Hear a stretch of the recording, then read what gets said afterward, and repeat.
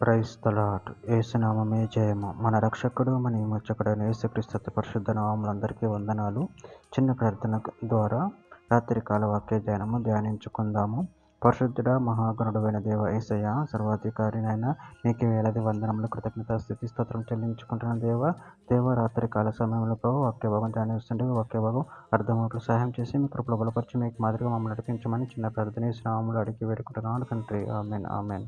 ఇరిమియా గ్రంథం 17వ అధ్యాయం 9వ వచనము. హృదయము అన్నిటికంటే మోసకరమైనది, అది ఘోరమైన వ్యాధి కలది, దాన్ని గ్రహింపగలవాడెవడు? ఆ దేవుని వాక్య భాగం దీవించునుగాక. ప్రభు నుండి ప్రియులారా, ఇక్కడ వాక్య భాగంలో గమనించినట్లయితే హృదయం అన్నిటికంటే మోసకరమైనది, అది ఘోరమైన వ్యాధి కలిగి, దాన్ని గ్రహింపగలవాడెవడు?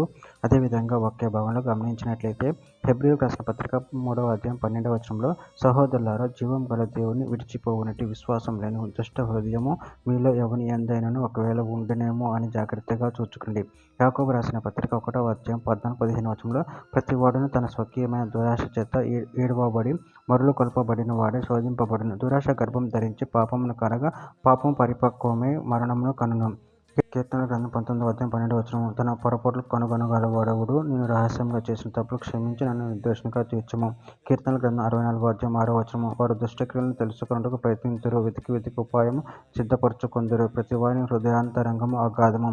కీర్తన గ్రంథం 139వ అధ్యాయం 24వ వచనం, నీ ఆయాసకరమైన మార్గం నా యందున్నదేమో చూడుము, నిత్య మార్గము నన్ను నడిపింపుము.